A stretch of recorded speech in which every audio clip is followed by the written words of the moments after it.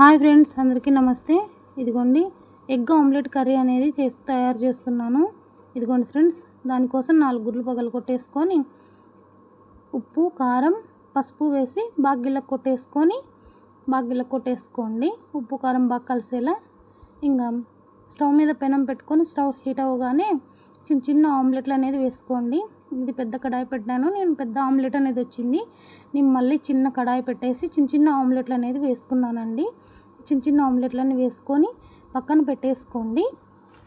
ఇదిగోండి ఫ్రెండ్స్, ఆమ్లెట్లన్నీ పక్కకు తీసేసుకొని మళ్ళీ పెద్దటి కడాయి పెట్టేసుకొని ఒక 3 స్పూన్లంత ఆయిల్ వేసుకొని జీలకర్ర ఆవాలు వేసి ఉల్లిగడ్డలు, ఈ కర్రీ కొంచెం ఉల్లిగడ్డలు కొన్ని ఎక్కువే పడతాయండి. చిన్న చిన్న ముక్కలుగా కట్ చేసుకొని బాగా ఫ్రై చేసుకోవాలండి.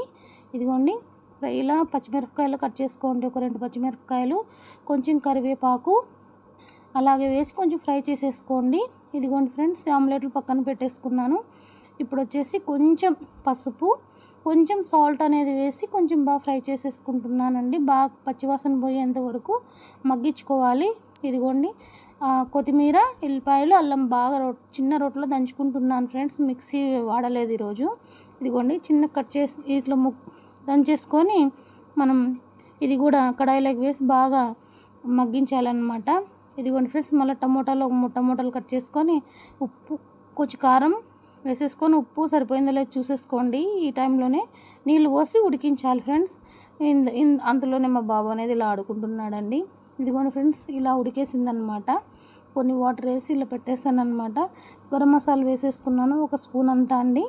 కొంచెం ఉడకగానే ఇంకా చిన్న చిన్న ముక్కలు కట్ చేసుకున్న ఆమ్లెట్లన్నీ వేసేసి కొంచెం బాగా ఒక 5 నిమిషాల పైన ఉడికించాలన్నమాట. కొత్తిమీర చల్లేసుకొని హ్యాపీగా దించేసుకోండి. వేడివేడి అన్నంలోకి చాలా బాగుంటుందండి. చపాతీలోకి కూడా బాగుంటుంది, కానీ రైస్లోకి చాలా బాగుంటుంది. చాలా టేస్టీగా ఉంటుందండి. ఇదిగోండి ఫ్రెండ్స్, మధ్యాహ్నం అన్నంలోకి చాలా బాగుంటుందన్నమాట. మధ్యాహ్నం పూటలో వేడివేడిగా తిని ఓ ముద్ద పెరుగన్నం తింటే చాలా తృప్తిగా ఉంటుందన్నమాట.